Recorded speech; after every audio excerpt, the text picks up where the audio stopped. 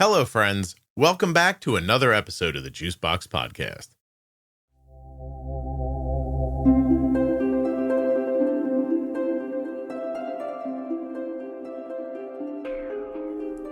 We are calling today's guest Gertie. She's 41 years old. She's had type 1 diabetes for 23 years, and her 19-year-old son has had it for 17 years. Her youngest son is 14 and also has type 1 diabetes. Her father had type 1 lung cancer and some problems that we'll talk about as the episode goes forward. Please don't forget that nothing you hear on the Juicebox Podcast should be considered advice, medical or otherwise. Always consult a physician before making any changes to your healthcare plan or becoming bold with insulin. Don't forget to save 40% off of your entire order at CozyEarth.com. All you have to do is use the offer code JUICEBOX at checkout. That's JUICEBOX at checkout to save 40% at CozyEarth.com. When you place your first order for AG1 with my link, you'll get 5 free travel packs and a free year's supply of vitamin D. Drink AG1.com/juicebox. Don't forget, if you're a U.S. resident who has type 1 or is the caregiver of someone with type 1, visit t1dexchange.org/juicebox right now and complete that survey. It will take you 10 minutes to complete the survey, and that effort alone will help to move type 1 diabetes research forward. It will cost you nothing to help. Today's episode is sponsored by Medtronic Diabetes, a company who's working to make the invisible visible through their Blue Balloon Challenge. Life with diabetes is like doing everything in life while trying to keep a balloon in the air. The blue balloon is a powerful metaphor for the daily struggles that those living with diabetes go through. Medtronic invites you to join the challenge by taking a video of yourself balancing a balloon while doing something in your everyday life. Post your challenge on social media with the hashtag Blue Balloon Challenge and follow at Medtronic Diabetes on Instagram to see other Blue Balloon Challenge videos. This show is sponsored today by the glucagon that my daughter carries, Gvoke HypoPen. Find out more at gvokeglucagon.com/juicebox. Today's podcast is sponsored by US Med, usmed.com/juicebox. You can get your diabetes supplies from the same place that we do. And I'm talking about Dexcom, Libre, Omnipod, Tandem, and so much more. usmed.com/juicebox or call 888-721-1514. I am Gertie, and I live in the middle of the desert, and it's dirty. You live in the middle of a dirty desert? It's so gross. You mean like dusty? There's so much dust. No matter how many times I sweep and mop and dust, it's just dirty. Have you considered leaving? No. Not for a few years. You like it there? I do, but I want to wait until my recent high school graduate son is settled before I leave. I see. Okay. How old are you? I'm 41.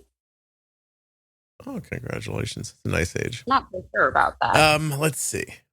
What you're not sure about? What don't you like about it so far? The lack of metabolism thing. It's like dying. I'm with you on that. Do you have any creaky joints yet or anything like that? My hips, when I was born, were slightly rotated, so they're like crooked. And so the heat helps, but I can't sleep if it's warm, so it has to be icy cold, and they ache. So living in the heat helps your hips, but you can't sleep in the heat. Oh, what a conundrum. It is. Do you have type 1 or just one of your kids? I have type 1. My recent high school graduate has type 1. And then my younger son who hates me has type 1. Why does he hate you? Because of your creaky hips? We have differences of opinions. He thinks that he should be allowed to do whatever he wants. And I have rules at my house. So he's with his dad. Oh, I see. Because dad has no rules. He moved out? He is 14. And he was only with me for a year while he's always lived with his dad. He's a daddy's boy. Okay. But I've always been, an active part in his life. But he didn't like the rules. And so he went back to his dad. Gotcha. Is living in the desert like watching that movie Rango? Yeah. I thought so. Yeah. It is. I was pretty sure that's what it was. So wait a minute. So you have other type 1, obviously your kids, but how about in the extended family? Do you see type 1 or other autoimmune stuff anywhere? Not on my biological mother's side. We don't know anything about my dad's biological dad and his family. So as far as we know, I'm the first. But my dad did develop type 1 a couple of years ago and ultimately died from it. At what age? He was 62, 63. Well, how does that kill DKA. you? In a couple. He just did didn't not take care of himself. Like, I flew out there for 3 weeks. I shared all the information. I called him all the time. I followed his Dexcom. He just didn't care. But also, my dad was a meth addict. Oh, the meth will slow that down a little bit. But he beat lung cancer, but... Lung cancer didn't need insulin. How do you beat lung cancer? Know. Maybe. You think the meth helped? I think he lied to me about beating the lung cancer just to make me feel better. Because despite his poor life choices, he was a wonderful father. He was very present, very active. Father-daughter dates, chaperone field trips, all the conferences at school. Was at my track meet, father-daughter work days. I mean, he was very, very present in my life. Yeah. Gertie, are you trying to tell me that you think that your dad had my dad cancer? Was diagnosed with lung cancer. Right. But I'm saying never really beat lung cancer and told you he did so that you wouldn't worry about him? Did he know that you knew he did meth? Interesting. But once he got type 1 diabetes, a thing you have, he let it kill him. I don't think it was on purpose. I think he just thought that regardless, he would live forever. Because meth and cancer hadn't killed him. It's a rock solid. You know what? You really can't fault his thinking. No, I mean, he's dumb. He was dumb. Well, he's gone now. We're gonna be respectful. But I'm saying if you feel like cancer didn't get you, you use meth and it doesn't kill you. When someone goes sugar in your blood's a little too high, you're probably like, whatever. That's probably what he thought. He's gonna live forever. Yeah. Well, I'm sorry. How long ago did you leave? He died on my birthday last year. Jesus Christ. Do you think he did that on purpose? No, I guarantee. I'm going to wait 3 more days. He fell asleep thinking, I'm going to call my daughter in the morning with my normal birthday shenanigans, and it's going to be great. Yeah, he just didn't. And he fell asleep thinking about me. Was he using drugs when you lived with him? No, that started later in life. He's a late in life meth head? Isn't that bizarre? I mean, it sounds bizarre. I think it's bizarre. I feel like we're never getting to your diabetes. Really but hold on a second. That he was so present in my life and such a good dad. Even on the meth. Did you ever talk about it with him? Like, hey, Dad, I noticed you're doing meth. What's that about? He asked me how I felt about it, and I said, if you take insulin or sulfonylureas, you are at risk for your blood sugar going too low. You need a safety net when it matters most. Be ready with Gvoke HypoPen. My daughter carries Gvoke HypoPen everywhere she goes because it's a ready-to-use rescue pen for treating very low blood sugar in people with diabetes ages 2 and above that I trust. Low blood sugar emergencies can happen unexpectedly, and they demand quick action. Luckily, Gvoke HypoPen can be administered in 2 simple steps, even by yourself in certain situations. Show those around you where you store Gvoke HypoPen and how to use it. They need to know how to use Gvoke HypoPen before an emergency situation happens. Learn more about why Gvoke HypoPen is in Arden's Diabetes Toolkit at gvokeglucagon.com/juicebox. Gvoke shouldn't be used if you have a tumor in the gland on the top of your kidneys called a pheochromocytoma, or if you have a tumor in your pancreas called an insulinoma. Visit gvokeglucagon.com/risk for safety information. I said, it's not a reflection on me. It's a reflection on you. It's your choice. I don't approve. I know you want to move here to be closer to me because he lived in Washington. I said, but you can't while you're using meth. I don't want you around my kids. My kids will not tolerate it. Washington State? Yes. Mm-hmm.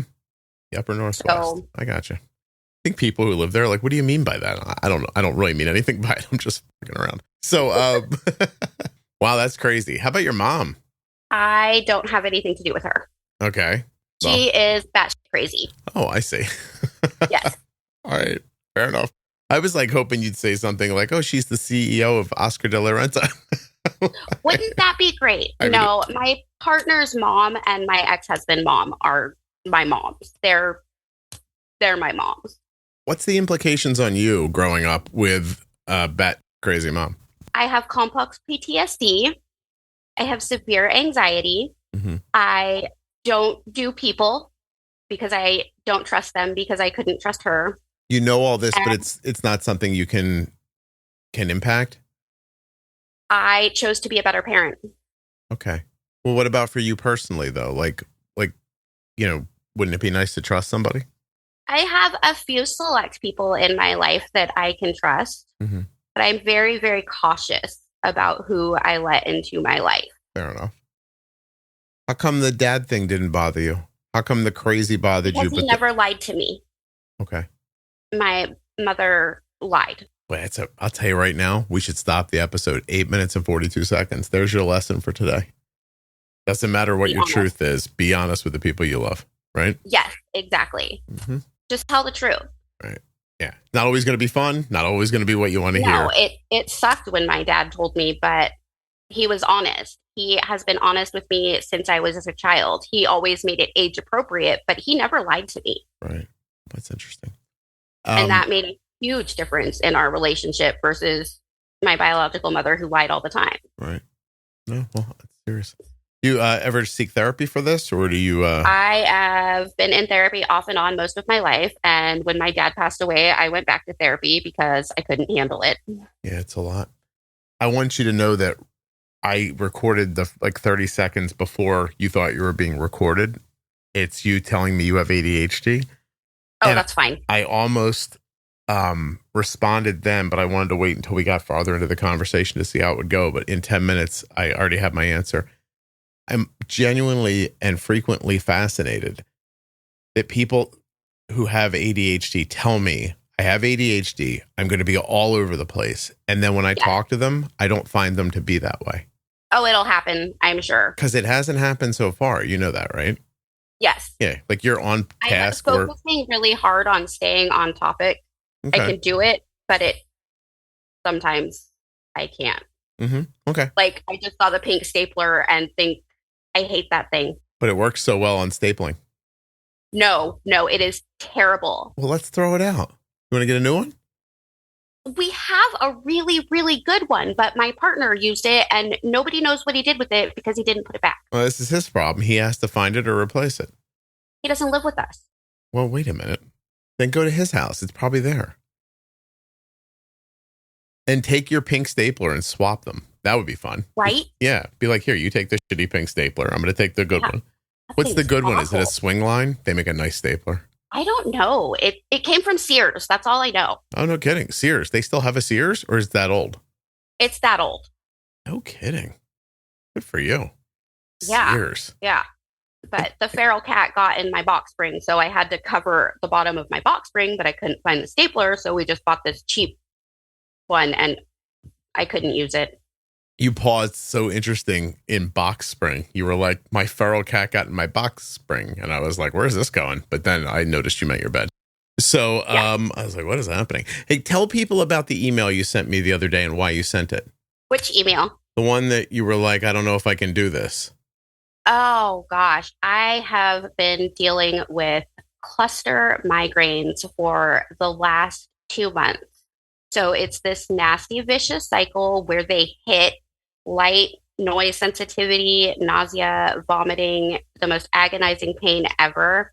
They last anywhere from 15 minutes to 3 to 4 hours. And then like I have a half an hour where I kind of feel like crap, but then I'm fine for a while and then they hit again.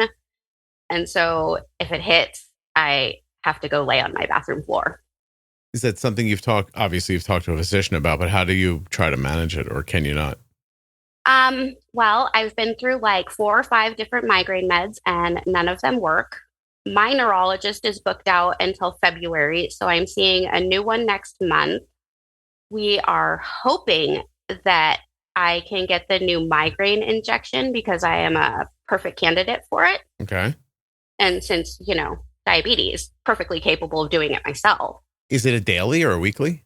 I'm not sure. I don't know much about it yet. I'll find out more at the neurology appointment next month. I see. But my primary also suggested that while daith piercings don't have any medical statistics saying that it works, she's had several patients that have done it and it's helped. My cousin on my mom's side had it done, and she's had one migraine in like 2 years since she had it done. Wait, so I'm sorry. I feel like I misheard you. Had what done? It's a daith piercing, so it's part of the cartilage in your ear. Okay. So getting it pierced somehow helps. Huh. What if you just cut your whole ear off like Van Gogh? Do you think Van Gogh had migraines? Maybe. Ooh, wait a minute. Now we're on to something. Rewriting History with Scott. It's my new podcast. I like it. Yeah. Oh, wouldn't that be fun? That would be. We pick like big historical events and just make King Henry VIII and make stuff up about it for an hour on a podcast. That would be so fun. Gertie, I'm sorry. I just got to sit up for a second. You're a layback episode. I laid way back in my chair to talk to you. But I'm just going to make a note here. First of all, I want everybody to hear me say this. Don't take my fucking idea. Okay. And now the next idea is Rewrite History podcast. I think is a great idea. I also have another idea for a podcast. It's called Argue with Scott podcast. Everything says podcast in it. You just pick a topic and we argue about it for an hour. That could be fun. I think it's going to be great. These are my after type 1 diabetes ideas. I like that. Yeah, because eventually I'm going to get, I don't know. Don't you imagine one day I'm just going to wake up and go, I can't talk to another fucking person with diabetes. I got to stop. I could see that. I honestly don't feel like that, but I am trying to be prepared for the future. So there's Arguing with Scott and Rewriting History. Boy, those are good. That is a great one. I would have so much fun with that one. Rewriting History with Scott. Yeah. We could just make stuff up. I am obsessed with like the War of the Roses and the Tudor monarch reign. So I could have a lot of fun with that one. I don't know how you guys order your diabetes supplies like CGMs, pumps, and testing equipment, but at our house, we use US Med. And I'm going to walk you through the entire process right now. I'm looking at the email from US Med. It says, it's time to refill your prescription. Dear Arden, please click the button below to place your next order. Then you click the button. That was it. 2 days later, I got this email. Thank you for your order from US Med. We wanted to let you know that your order, and it gives you an order number, was shipped via UPS ground. You can track your package at any time using the link below. And then there was a link, and then it showed up at our house. Now I'm going to walk you through the entire chain of events. On the 29th, which was a Saturday, I clicked on the email. On that Monday, the 1st, I got an email that said the order had been sent. 4 days later, on the 5th, the package arrived. If you can do it easier than that, you go get it. But if you can't, usmed.com/juicebox or call 888-721-1514. Get started today with US Med. Get your diabetes supplies the same way we do. This episode of the podcast is sponsored by Medtronic Diabetes. And this is Aaron. My name is Aaron Tsuchitori. I'm from Honolulu, Hawaii. I was first diagnosed with type 1 diabetes when I was about 1.5 years old, and I'm 25 years old today. Who helps you keep your balloon in the air? Gone through this journey together with my mom, who's been type 1 diabetic for most of her life as well. What else have you found supportive? Having really great friends and support systems in school. I was very lucky. I had some great roommates, especially my freshman year. We talked for like 3 hours. I was explaining every little thing. You hear this beep, it means this. There'd be times where he would wake me up in the middle of the night to make sure I was okay. How did it feel when people knew how to use your Medtronic technology? Great to know that I had people that had my back. Medtronic Diabetes is making the invisible visible through their Blue Balloon Challenge. Life with diabetes is, of course, like doing everything in life while trying to keep a balloon in the air. The blue balloon is a powerful metaphor for the daily struggles that those living with diabetes go through.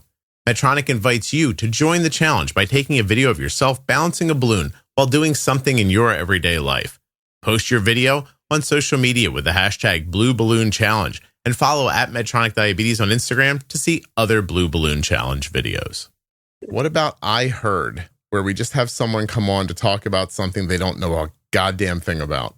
Oh, that would be fun too. But they've heard stuff about. Oh, could we put my partner on that one? Oh, I'm sure there's going to be a never-ending line of people to be on that one. Oh, that one. I'm watching it play out in the Facebook group today as I put up episode 1230, he says, and isn't sure about the number. 1230. It's this 58-year-old guy, had type 1 for 8 years. They put him on Mounjaro a couple of years ago, and he's completely off insulin. And so he comes on to tell his story. And, and he was very kind. And he said, if you want to, put up a post in the private group, I'd be happy to stop by and try to answer questions. So this post has been up for about an hour and a half now. It's already reached 14,000 of the members of the group. It's got 171 comments. Most of them are just people who are like, I would like to understand this guy's story, which is really what we're looking for. We're not saying, obviously no one's saying Mounjaro like cures type 1 diabetes. It's not the case. No one's saying that, etc. But once in a while, someone will pop in and say the craziest thing. Like there's a picture along with the post, and the picture is clearly AI created, right? I went into ChatGPT 4.0 and I said, 50-year-old man, like give me a picture of a 50-year-old man with diabetes. And it basically takes and makes a man sitting in his room and there's a meter on his table. That's it. And a woman comes into the group and says, well, this man has gray hair, so obviously he's type 2. Oh my goodness. But seriously? How great would it be to have her on the podcast and say, okay, let's start here. People with gray hair don't have type 1 diabetes. You've heard, right? And then just start, and then like on this episode of I Heard, like, you know what I mean? It's a great idea. Also, I had another podcast idea for a series with Arden, but I couldn't get her to do it with me. Oh, no. I was going to call it I Don't Understand. And then I was going to have her come on and pick a different thing every episode that she didn't understand, and we were going to talk about it together and learn about it. Well, I can give you an I don't understand from my perspective. Go ahead. My 19-year-old swags it. Every Doesn't time? count carb, nothing. Just swags it. How's with he do, 05 though? and Dexcom G6. And he maintains a 6.0 A1C. Well, I mean, Arden doesn't count carbs, so. Oh, hey, so it's a thing? Yeah, a lot of people don't count carbs after they've had diabetes for a while. How long have you had type 1? I was diagnosed right after my 18th birthday. He was diagnosed right before his second birthday. So you've had it for 23 years. He's had it for 16? Is that about right? 17 July. Okay, all right. Well, let's not, be so specific. But I mean, okay. He took over his full management around 10. Is he managing better than you were when you were helping him? Yeah. Honestly, he is. The way he does it totally works for him. Have you ever tried asking him to show you, like have him swag a couple meals? It just doesn't make sense to me. So the way I think about it is like historical knowledge. Like you look at food and say, okay, I've eaten something like this previously. It took about 4 units of insulin. So I'm going to bolus 4 units of insulin for it. Is that not like sensible to you? I mean, it is, but my brain doesn't think that way. How do it think? It thinks you must count carbs if you're going to eat them. Like it's been so ingrained in my head that you have to count carbs. Oh, okay. I don't count carbs, but that's because I don't eat carbs. I'm a low carb or high proteiner. But you still, any carbs you have, you're covering. Yeah, but it's minimal insulin, so I don't have to worry about the risk of severe lows. Like sometimes the foods he eats, he's taking 15, 20 units, and I'm just like, oh my gosh, you're going to die. So this is interesting. Let us dig into this. Also, I'm going to keep my notes here. I don't understand. I heard. These might be good starting points for conversations. You've had type 1 for a long time. You were diagnosed at not a real young age, but a young enough age at a time where everything was counting carbs. Yeah, good. But I mean, even with new foods he tries, he just swags it and nails it. Mm-hmm. But I'm trying to get to why I want to shine a light on where you're at. So I think the point is, I've talked to a lot of people, so I'm going to make some generalizations here. You tell me if I'm right or wrong, right? So they beat it into your head about counting carbs. You do that. Things don't go particularly well for you as far as outcomes, and eventually you transition to low carb. Is that about what happened? Yes, because counting carbs doesn't honestly work. But that's what happened to you. Yeah. Yeah. And that's probably why my son doesn't count carbs. But then you get super low carb, and what are your outcomes like? Fabulous. A1C's in the fives? Fives. Right. How many carbs a day? Less than 15? Yes. Okay. Are you super ripped? No. You don't have like a washboard abs or something like that? No, I'm actually kind of chonky. How do you feel about that? Are you like, God damn it, low carb? What happened?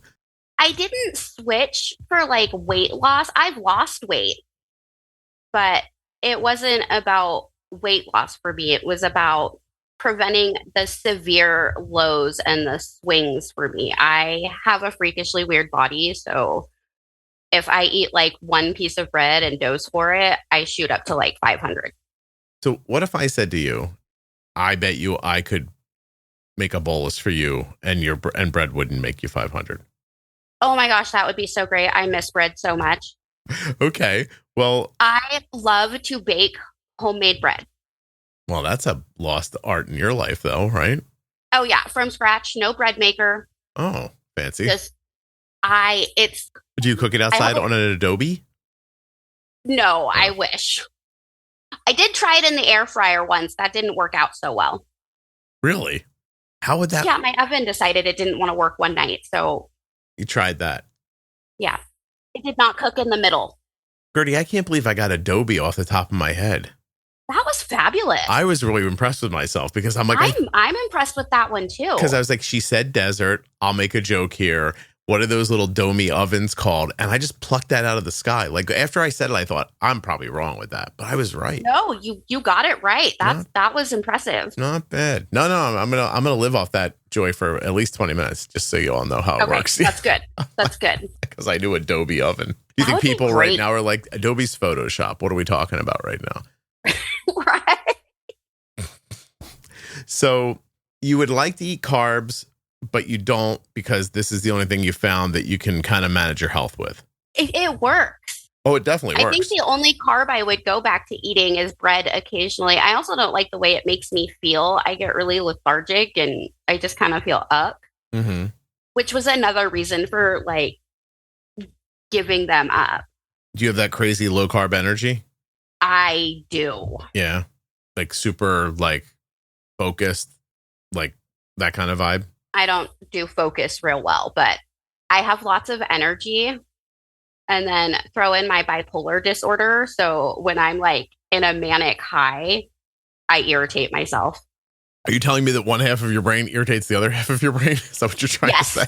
Yes. Wasn't sure if you were making bipolar humor or not, but it felt like that's what was happening. It is. Okay. It is. Right, I am a train wreck. It's like, is this what? Because, you know, like if I joke about it first and people are like, he's very insensitive. She said she had bipolar disorder and he made a joke. It's really hard to offend me. No, but that's what you meant, right? Yeah. Okay. Yeah. No. So I have to be honest with you. I have been, as the Yiddish would say, sitting on Spilkes for 24 minutes wondering if you were bipolar because I am absolutely bipolar because of the cluster headaches and the ADHD and the drug addict father. I actually was. Well, my mom's a drug addict too, but I didn't mean to miss. I'm sorry, I didn't mean to shortchange her. My parents were train wrecks too. I am the one that changed it all. So is her batch crazy clinical? Probably a lot of trauma from her childhood. Mm-hmm. And then my dad had similar trauma. So it's like this big vicious cycle. Yeah. And my kids have some trauma. I was not the best parent at first, but I figured it out. Where'd you go wrong in the beginning? Temper, lack of patience, discipline. I can definitely say that some of the discipline may have crossed the line when they were younger. Like your socks don't match, so I just crack you in the mouth? Like that? Like, No. I think I was harsher than it called for. Okay. Not physically, though. I spanked my 19-year-old once and cried, and he was about 4. He got a swat on the butt and never again. Okay. Plus, it didn't work. If I found your ex, he's an ex, right? The guy who your 14-year-old's with? Yes. Yeah. If I found him and said, hey, describe Gertie to me, what do you think he'd say? Horrible, horrible things. Because they're true or because he's lying? We have a very volatile relationship. And while I'm able to look past that and try and do what's best for our child, he is stuck in the past and can't move forward. So he remembers you the way you were? Yeah. Okay. I think that's common, by the way. It is. And it's like, I'm not that person anymore. Yeah, it's hard. I've done a lot of growing and healing. And every day I try to be a better version of myself for myself and for my kids and for the people in my life. Right. So I think this is so common. Like, because you actually mentioned it earlier, right? Like, if you think about it, like the way you grew up imprinted on you. And now you're like, this isn't right. I shouldn't feel this way, but you can't stop yourself. And I don't know that that's so different from I was with you when you were like this, and now you're not like that anymore, but this is how you've imprinted on me. So this is how I feel about you. Yeah. And that's what it is. My ex-husband, my older two boys' dad, and I are best friends. Mm-hmm. Best friends. He's my go-to, and I'm his go-to. Gotcha. Like, we have traveled to visit him. I stay at his house. We do stuff together. We talk almost daily. He was able to look past the person I was when we were together and see who I am today. Mm-hmm. Mm-hmm. That makes sense. And so that's my best friend. All right. Nice. So you use medication for the cluster headaches. You use it doesn't work. It doesn't work. You use insulin. You're thinking about getting something in your ear pierced to try to like remove that a little bit. What do you take for the bipolar? Anything? My official diagnosis just came along with the ADHD, so I'm not medicated yet. Okay. Is that something you're working towards? I think so. They have a gene testing now where they can tell you what medications will work best with your body. Mm-hmm. So I will do that before I start medication. How did that highfalutin doctor and make it out to the desert? I don't know. I just asked my primary about it. And they knew. Yeah. Is the doctor's office dusty? It's not quite as deserty where her doctor's office is. Okay. So no. All right. I drive an hour for my primary because she's the best. Let me ask you a question. Are you driving very slow and it's close to your house? Are you driving very fast and it's far away, or somewhere in between? I do the speed limit. Okay. So the doctor's I get a office... little road ragey when people in front of me go under the speed limit. So under is not okay. Over is over better? If you're in front of me, yeah. I had a very bad day yesterday, and I went out for a fast drive to pump up my adrenaline to try to kick out oh my gosh. of the feeling I had. Love going fast, but it's not my truck, so I follow the rules. I understand. Okay. So this place is about 60 miles from your house. Am I guessing right? Yeah.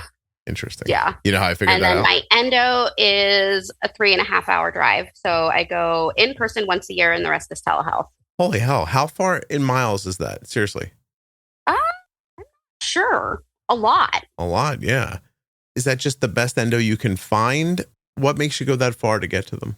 I tried the ones in my area that my insurance covered, and I could not handle them. This one asked me what my A1C was and what age I was diagnosed at, and decided after 20 years that I was type 2. Oh. 140 miles. So that was just a no. Yeah. And then told me the hive breakout on my chest was a thyroid problem. How is your TSH? Normal. What's that mean? What's the number? I don't have my lab work in front of me. It's okay. Sometimes they'll tell you it's normal when it's high, is all I'm saying. Yeah, no, I have chronic hives. It's interesting because my son's only indicator for like outward indicator for Hashimoto's was hives. I started getting hives like 3 days after my dad brought me home from the hospital when I was born. It's been a lifelong condition for me. Kidding. There's a biologic for that too, you know. Yeah. Because the thing for the headaches, that's a biologic, right? Yep. Yeah. Interesting. I have a question that has nothing to do with anything, but everything to do with this. Okay. When you're bipolar, how do you trust your reactions? Like when your doctor says something to you and you're like, this lady's an idiot. How do you not go, or maybe she's not? Self-control. So what do you have to like go home and think about it later? Or how do you manage it? A lot of times I call my ex-husband or my grandma. I used to call my dad, but. Yeah, no, I understand. So wait, so you'll call and say, look, this happened. This is what they said. This is what my response was. Can you tell me if this is reasonable? Yes. Interesting. That is what I do because I can't always trust my reactions. Mm-hmm. So I have to get advice or validation from someone else to make sure that, I'm not overreacting, underreacting. No, yeah, that's what I was wondering about. And if you and I, if I interviewed you every day for a month, would I eventually meet a person who's not at all like you are right now? Oh, absolutely. How would that conversation go? Would you like be combative? I could be, yes. Although I'm pretty good at maintaining control when I feel that way, or I isolate myself because I'm not going to upset everyone else because I have a chemical imbalance. How do you know to do that? If I catch myself getting snarky, I'm just like, okay, guys, bye. I'll come out when it's time. Because you just know I'm going to say something. Why do you care though? If you're in that space, how come it's not more cartoonish like in the movies? Like seriously, like why are you not like, why do you just like suddenly not care? People, and I don't want to be like my mother and hurt them. I see. Was your mom clinically, you called her Pat crazy earlier. Now it's just stuck in my head, but she doesn't have any official diagnosis because she doesn't believe in it. But there is depression. I'm sure some anxiety, probably bipolar. Your kids, do they have any issues like this? My youngest son definitely needs an evaluation, which is part of the reason why he hates me because I tried to have him evaluated. Huh. But my goal was to see if there was anything going on and to learn as much as I could so that I could be the best parent to him and give him what he needed from me. Yeah. But that's hard. I mean, you can see, right? Like if the same thing happened to you, do you think you'd have a similar response to his? I actually asked my dad when I was living with him if I could be admitted to be evaluated. Okay. And him and my stepmom, because back, when I was a teenager, mental health wasn't a big thing. It was hush hush where we lived in that time. So it never happened. But I honestly wished my parents had, because maybe I would have had better luck as I grew up, better understanding of my mental health and what I needed to do so that I didn't lash out or do some of the things that I've done. Yeah, you might have been so far ahead of the curve on that who knows if the help would have helped or not. Hopefully it would have, but I can't go back and change it. No, that's for sure. Because if you could, you'd own a time machine and we'd be rich, you and I, because I'd go into business with you. And, I probably wouldn't have my kids. And even though my 14-year-old's kind of rotten, he's my kid and I adore him when he's being nice. Can you be kind of rotten sometimes? Yeah, but when I notice myself being rotten, I tell my family I'm agitated, irritable, snarky. I'm going to go in my room and stay there until it passes. Maybe he'll learn that over time. I hope so. Yeah. I mean, 14 is a little early to figure that out. My 19-year-old type 1, when we first moved down here, he had a lot of anger issues about it. And so I decided that we would do therapy so that we could communicate with each other and learn how to communicate with each other. Mm.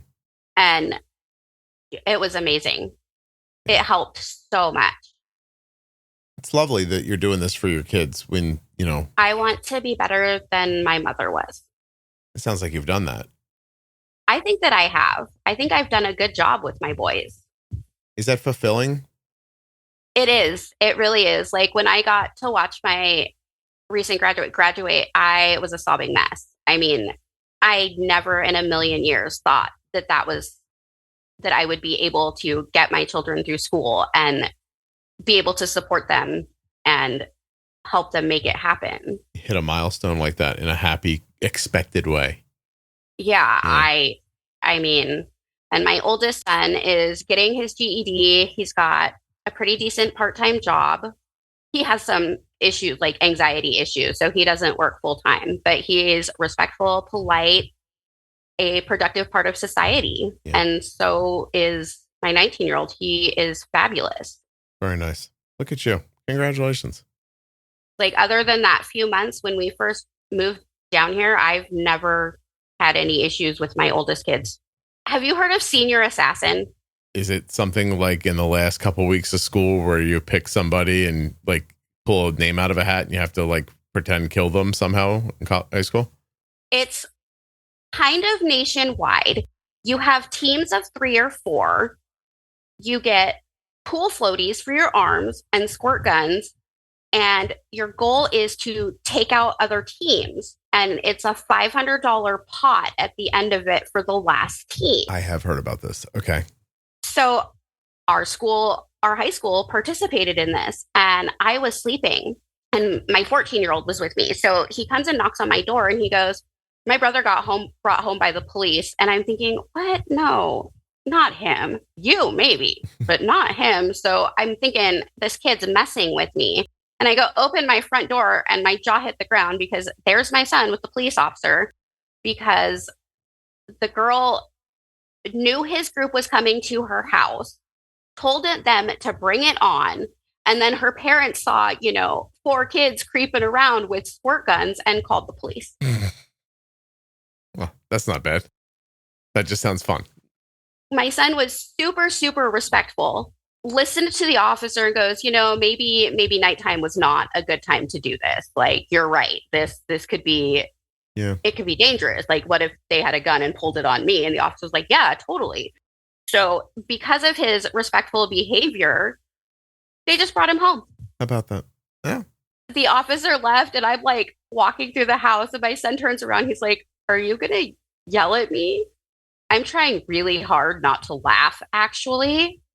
Well, that's nice. I can't believe they let them call it Senior Assassin. It's not associated through the school district. It's just something seniors do. They do it. Like, I don't know where it came from, but it's not through the school district. It's not associated with the schools at all. I know a lot of kids that just quit in the middle of it. They're like, oh my God, $500. I can't go through this for all this time. Like, and then we have to split the money. Yeah, I've heard people do it. They seem like they have fun. Honestly. They do. I thought it sounded like a lot of fun when he told me about it. Yeah, for sure. How long have you been low carb? It's been a couple of years. Okay. And you said bread you'd want back, but like, let me just ask you kind of like this question. If your boluses went the way you wanted, if they went the way your sons do when he boluses for himself, would you change from low carb, or would you just go, no, I like eating like this? I really like eating like this. I feel so much better. I have energy when I'm not in a manic high. I sleep really good. It's valuable for you. It is. Yeah. I do. I feel better. I have more energy. I still can't focus for the life of me, but I do. I feel better overall. Oh, it's excellent. I'm glad you found something that works for you. Like, who doesn't want to eat steak? Like, good steak. We did a low carb diet, years ago to try to lose weight. It was a long time ago now. And it worked. Like, I lost weight. I wasn't using insulin, so I don't know, obviously what impact it would have had on that. I found it unsustainable after a while. Kind of felt like I ran out of things to eat. Definitely, it definitely worked. And I think anything that people do that works for them is fantastic. I just think that if I were to pluck you out of whatever year you were diagnosed and bring you forward to 2024 and say, hey, you're diagnosed now, you're a teenager, here's a CGM and a pump that has an algorithm in it, I think you probably don't end up having the same experience. That's definitely true. When I was diagnosed, I didn't get a lot of education. No one even told me this was a lifelong condition. Oh, really? So I assumed that the vials of insulin I got were like antibiotics. When you were done with them, you were better. Oh, no kidding. That's how my diagnosis went. Let me ask you another question. Before we started, we made the decision to make you anonymous because you said you didn't think people were going to like you when this was over. But now we're 45 minutes into it, and I don't know what you were talking about. Well, because I have I don't care that I have diabetes. I don't care that my kids have diabetes. It doesn't impact our life negatively no matter what. Like a couple of years ago, I went grocery shopping with my partner's mom, and my son was 17 at the time. Mm-hmm. And we came home with fried chicken, and he like stumbled out, and I thought he had just woken up from a nap. Okay, no big deal.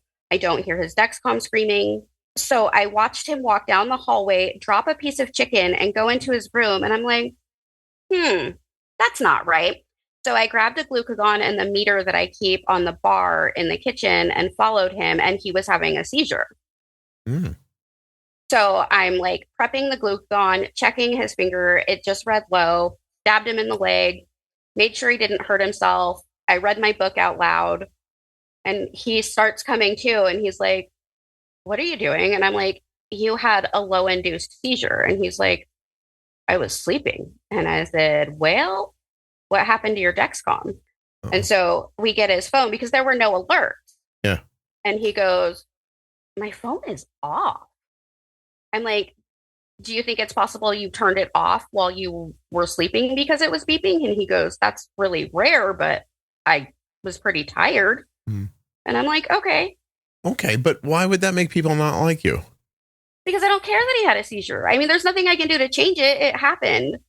We called his endo, let her know. We did a telehealth appointment. I'm not going to sit there and cry about it or be angry. And nor is he. He's just going to go, okay, what did I learn about this? So what I was going to say is this.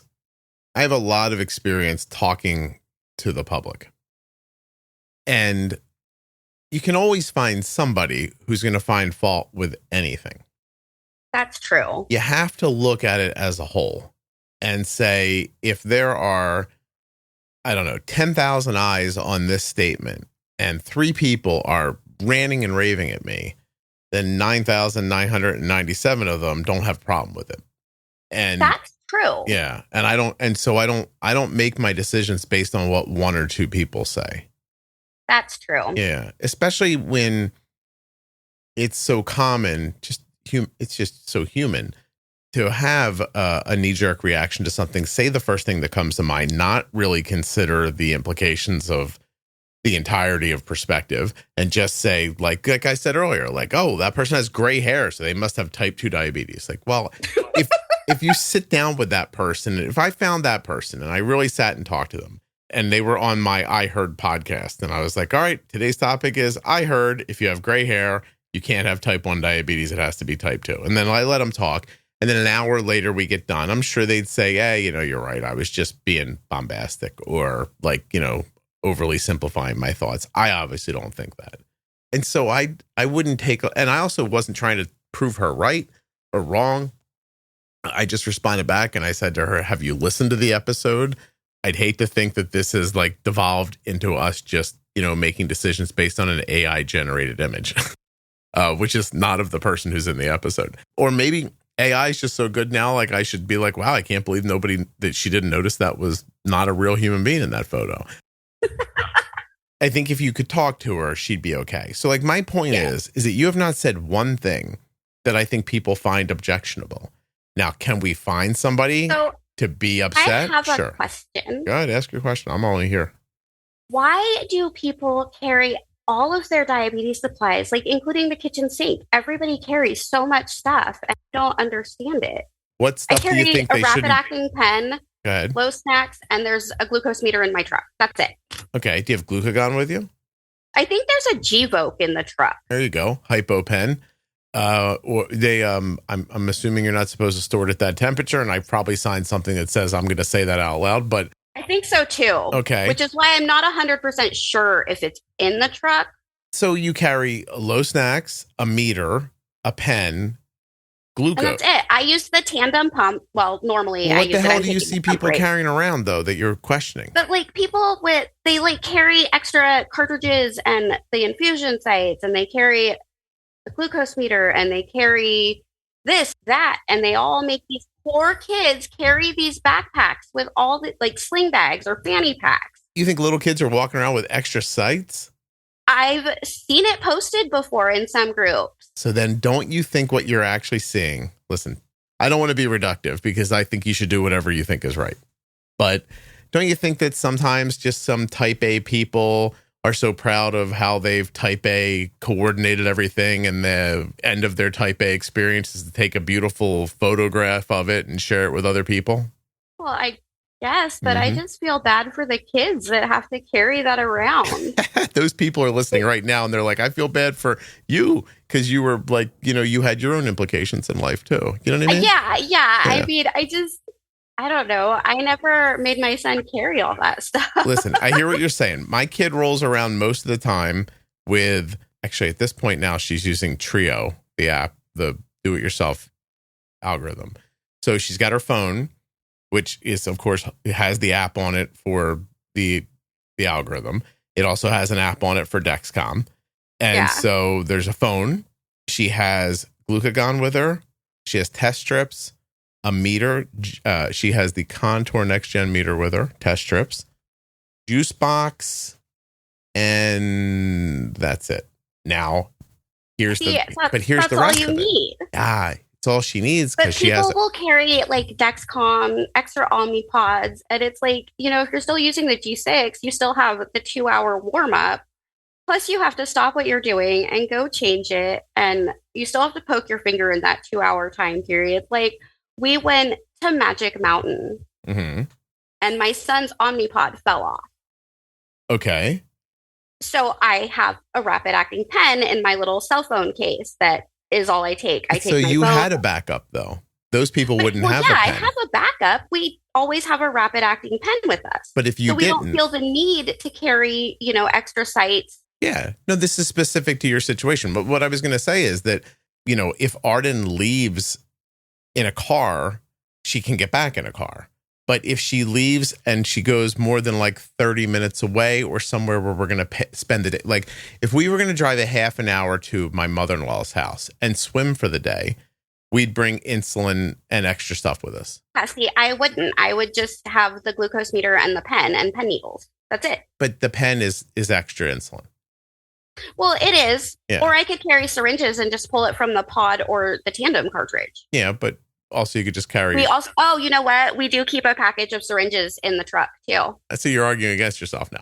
So I am arguing against myself. I just don't see the point of carrying extra Dexcom and pod sites, even if you're going to be gone all day. So Arden went to New York City recently. I would take extra supplies if I were leaving town. Okay. For like more than a day. So you're saying I wouldn't take an extra Dexcom with me if I was going to the grocery store? Well, I mean, I wouldn't either. I'm just saying that's what you're saying, right? The grocery stores we use are like, we do use Fry's here in town, but a lot of times we'll go elsewhere.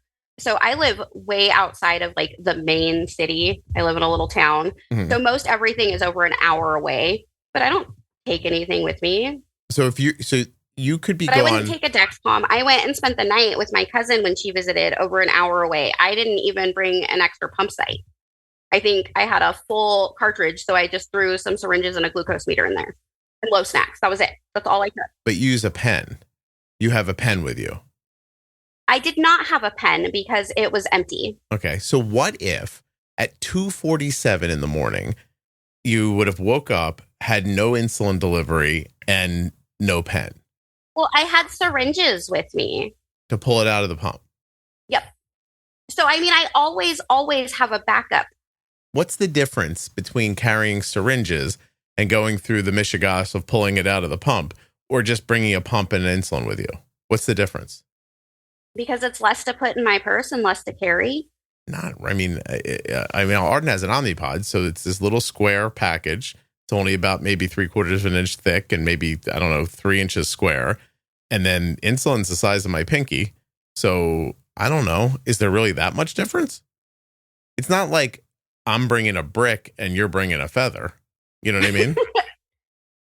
This feels like a thing you're twisted up about for no good reason. If I'm out doing stuff during the day, I don't want to stop what I'm doing to change my pump or my Dexcom. I want to just get my insulin and go. Here's the alternative to that idea. If you're out trying to enjoy your day and you had an insulin pump or a Dexcom fail, I'd want you to get it back on immediately so you could go back to enjoying your day. But I would enjoy my day all the same with just using my pen and meter. Right. So now that we have both given birth to the idea that my idea and your idea makes each of us happy, why does it matter what you see other people do online? I don't know. It's none of my business, honestly. But it's something that But you brought it up. And that I know, but I hyper fixate on it sometimes. Yeah, I mean, that sounds like and a thing. It's none of my business, and I'm not judging them. I want to understand. Ooh, let me stop. You're not judging them? I don't mean to judge them. Okay, but you don't understand. But I've explained it to you, and every time I've explained it to you, you've argued with me. I'm argumentative. I mean, I guess I understand, but it's just... Ooh, is this how Argue with Scott would go? This is fantastic. Oh, I like it. I really do enjoy this. Yes.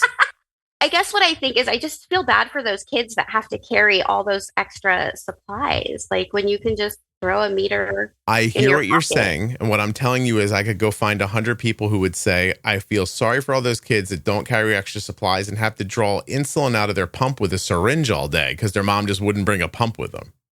My kids don't care. They prefer just either having extra syringes in their pocket. Well, they usually use a pen. Yeah, but you taught them that. That's why they prefer it. Well, and I've asked them if they want to carry extra supplies. They're my kids. older type 1 has no desire to. He cannot wait for the Omnipod 5 app on his iPhone. He will be so excited. Absolutely. Yeah, no, that will be He very even just exciting. bought himself a new iPhone, so it's even more up to date. Is he using Dexcom G6 or G7? Yes, he's using the G6. Okay. He has seen my struggles with the G7 and is like, nope, I'll wait. All right, so 2 things. Arden has G7. It's fantastic. There's no struggles with it. But I asked you... My issue is they don't stay on. Don't have a problem with that. Although... I live in the desert. I sweat. My point of saying this was I was going to give you some inside information. If what he cares about is the iPhone app for Omnipod 5, stay on the G6 for now. He has no desire to switch. All right, let me just say, I can't tell you why, but do that for now. Now, keep in mind that we're recording in June of 2024. It could be completely different by the time this comes out. But you right now, don't switch from the G6, okay? Okay. I use Tandem, so I switched, but... Yeah, no, listen. Are you not using the Dexcom overlay? Is that not working for you? No, I order them from Amazon with our HSA card. So I use Right Care or Skin Grip for them. Okay. Because they don't aggravate my skin. Nice. And Skin Tack, I use a Grip Shield from Deck My Diabetes. But you're only supposed to put them on your arms, and that does not work for me. So they're not falling off because you're putting overlays on them? I sweat them off. Even with the overlays? Outside. Yes. Dear Lord, how much are you sweating? I'm a sweater. It's really gross. That's a great quote. If I did social media around my episodes, I would definitely have you going, I'm a sweater. It's really gross. And then it would be like, check out more with Gertie at episode. I just don't have time for that. So I don't do it. Yeah. So I don't use them on my arm. I use them on my thighs. My stomach is really inaccurate. So I don't use my stomach. Oh, no kidding. And then I've had 2 fail recently. Mm-hmm. I would get sensor error and then just fail. And I drink 128 plus ounces of water a day, if not more. We bailed on a G7 day 8.5 this week. I remember saying to Arden, something's funky with that sensor, like earlier in the day. And then we tested and it was reporting much higher than she was. And I was like, Arden, I don't think you should try to ride this one. Like, because usually she doesn't have this problem. So I was like, just get rid of this one. And she was doing the like, I don't know, man. I don't feel like that whole thing was happening. And then I went upstairs and I heard Dad. And I'm like, yeah. And I looked back downstairs and she goes, my sensor just errored. And I was like, ha. But that's the first G7 that's errored on her since she started and hasn't made it 10 days. And she's literally been on it since like day 1. My first 4 were awful. Okay. The first one wouldn't connect with my pump. So I called Tandem. They had me walk through the process. It didn't work. So I pulled it. I put the next one on with my overlay. And I woke up the next morning and it was attached to one of my blankets. The next one, I hit on my bedside table. But I mean, that's not a Dexcom fine. problem. No, Okay, and that right. was a total me. I'm a klutz. Okay. But it didn't lift or raise or come loose that you could tell. So I was like, okay, fine. And then like an hour later, sensor failed. Mm-hmm. And I'm like, what is this? How? It's perfectly fine. See, the way I see it is that thing had some sort of a problem and it did what it was supposed to do and shut off so it wouldn't give you inaccurate readings. See, and that's nice. Mm-hmm. But I guess Dexcom has this new thing where you only get 3 a year when they fail. Yeah. I bet you if you complain a little bit, that doesn't really happen. Yeah, I've only heard it. I've never experienced it because I just had to call 2 in for sensor failed. My expectation would be is that there are some people who are foolish and trying to rip off Dexcom. And they're probably trying to like find a balance between that. And that's totally understandable. Yeah. I would get it. I would totally understand it. Have you heard the saying, one bad apple ruins the whole bunch? Yes. Yes, right. This is what happens when people are, blah, blah, blah. Like I maybe had to call in 1 G6 a year. Okay. Yeah, I mean, I'm being 100% honest. Like Arden does not have a problem with G7. She didn't have a problem with G6. Like she's one of those people like, tell me her secret. She sticks it on and pushes the button. Nothing else. She pays no attention to it. That's what I do. She uses the overlay that comes with the G7. That's it. I've never, like you just talked about, like all these different companies for like, I've never bought an overlay patch in my life. Really? If I don't, they just fall off in 2 days. You're disgustingly sweaty. I'm a sweater. I'm a disgusting sweater. Yeah, exactly. My son can wear his G6 and no overlay, no skin tack, no nothing, and they will last. Yeah, he's not a horribly disgusting person like you are. He is not. And well, he showers like twice a day, though. I would think that, twice a day for 10 days. The 14-year-old? No, my 19-year-old. The 19-year-old. Okay. I was going to say the 14. Dude, that kid is obsessed with personal hygiene. Nice. He has a whole freaking skincare routine. Oh, a lot of young people do that. My daughter's always up my ass. She's like, you're not taking care of your skin. That's why you have wrinkles. And I was like, what am I trying to look good for exactly? Right. Well, I've had cystic acne my entire life. So it's like excruciatingly painful. So like my son gave me some pointers and I haven't had a cystic pimple since like September. Oh, he knows what he's doing. Yeah. And it can be overwhelming and frustrating because ADHD and pimples, anxiety. Yeah. But I do it because cystic acne is so painful. Sucks. Yeah. I'm sorry. Arden's had a ton of luck getting rid of her acne since she's been on a GLP medication. My insurance won't cover it. Yeah, it sucks. For the next couple of years, there's going to be dodgy insurance that won't cover stuff. Yeah. More studies will come. It'll probably get better coverage as time passes. I don't know. This skincare routine works for me. He helps me tweak it for my skin needs and no more acne. She tried so hard with all that for so long and just nothing ever really, bore fruit for her. Poor girl. Yeah. Acne is so horrible. She definitely didn't like it.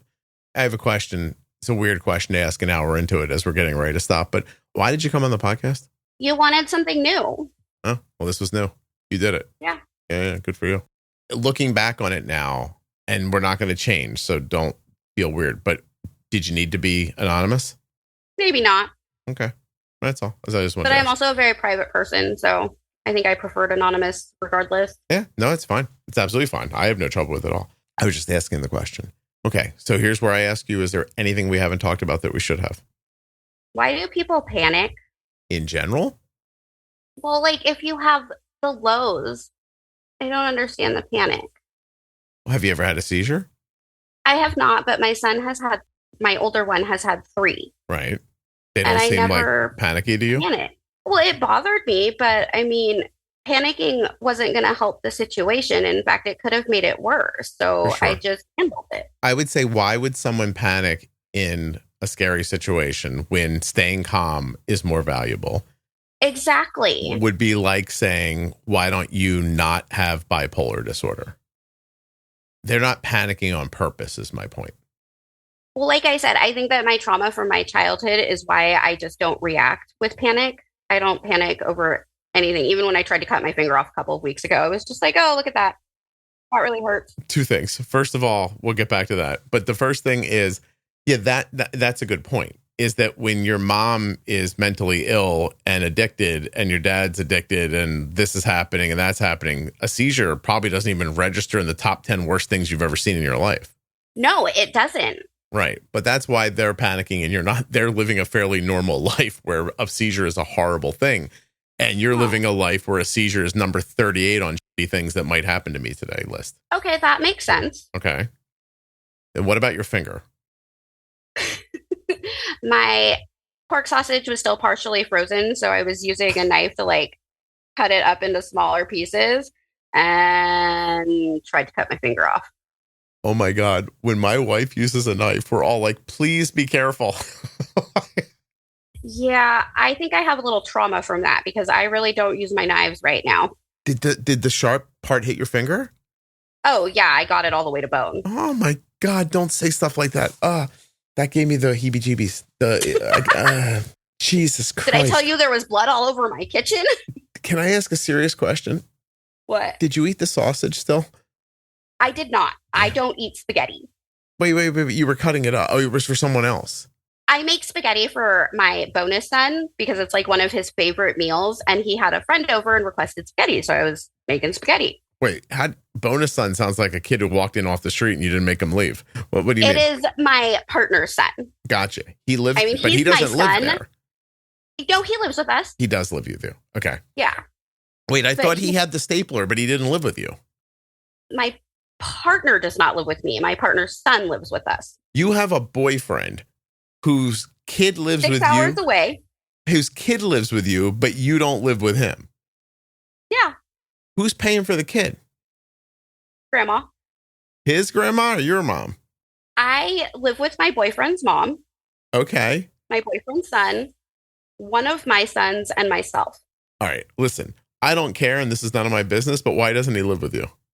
Because we moved in here when COVID hit, and his mom thought it would be best if he stayed with his grandfather during COVID so that he could run the errands and stuff and prevent risk of his grandfather getting COVID.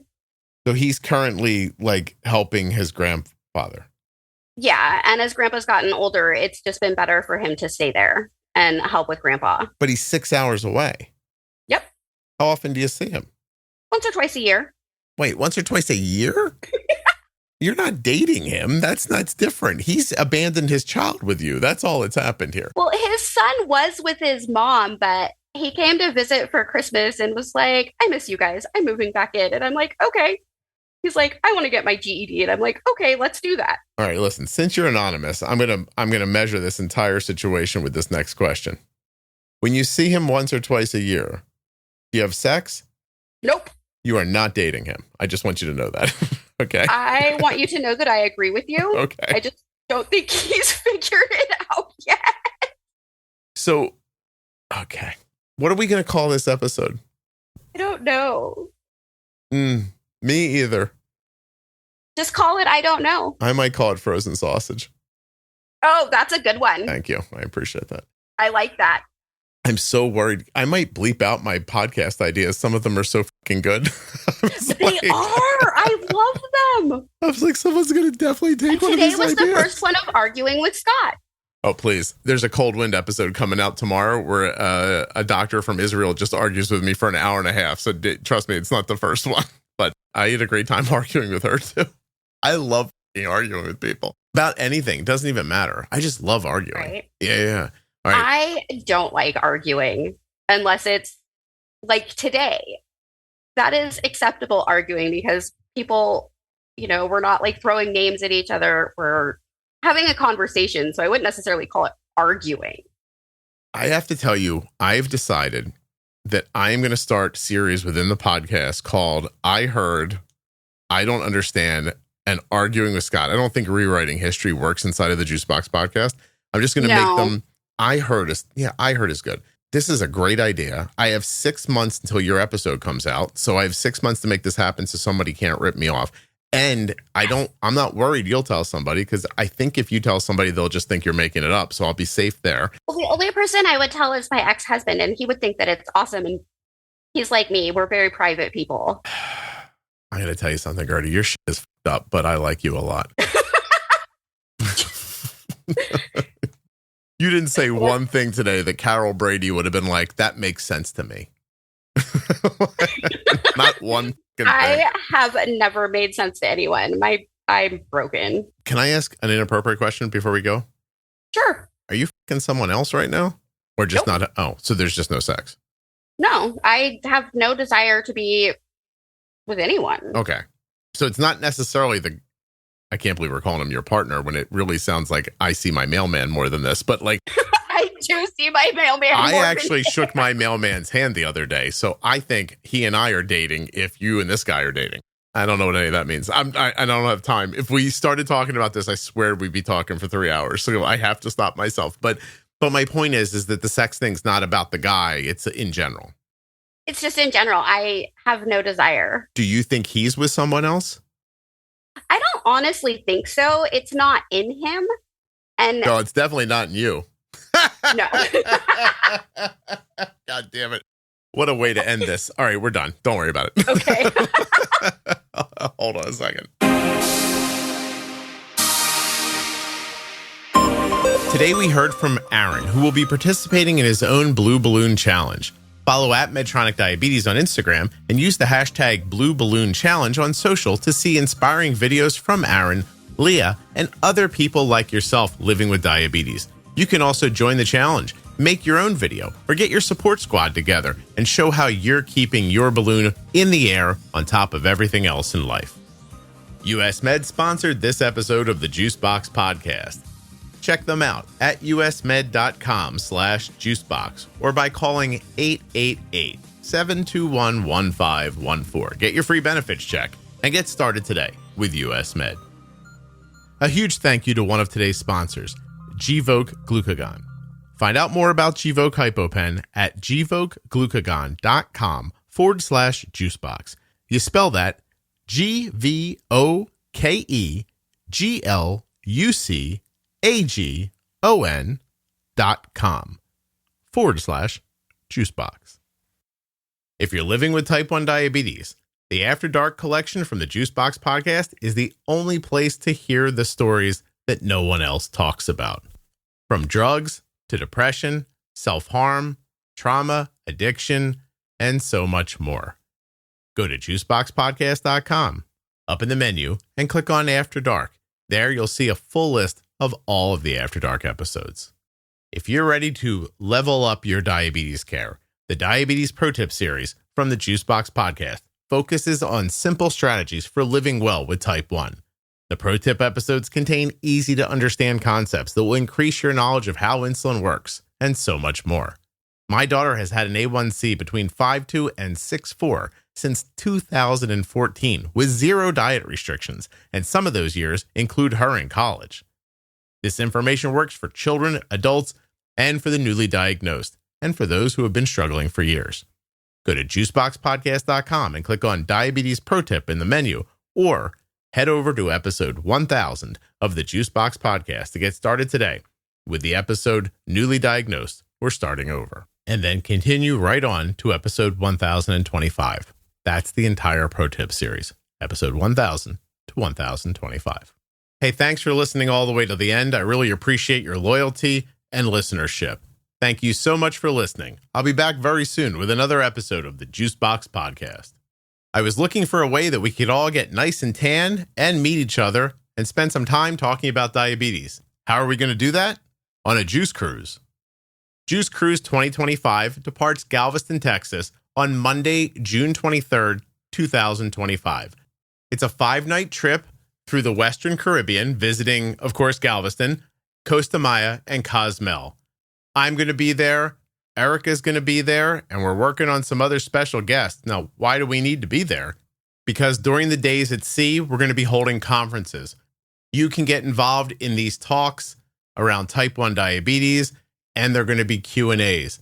Plenty of time for everyone to get to talk, ask their questions, and get their questions answered. So if you're looking for a nice adult or family vacation, you want to meet your favorite podcast host, but you can't figure out where Jason Bateman lives, so you'll settle for me. If you want to talk about diabetes, or you know what, maybe you want to meet some people living with type 1, or just get a tan with a bunch of cool people, you can do that on Juice Cruise 2025. Space is limited, Head now to juiceboxpodcast.com and click on that banner. You can find out all about the different cabins that are available to you and register today. Links in the show notes, links at juiceboxpodcast.com. I hope to see you on board. Hey, what's up, everybody? If you've noticed that the podcast sounds better and you're thinking like, how does that happen? What you're hearing is Rob at Wrong Way Recording doing his magic to these files. So if you want him to do his magic to you, wrongwayrecording.com. You got a podcast? You want somebody to edit it? You want Rob.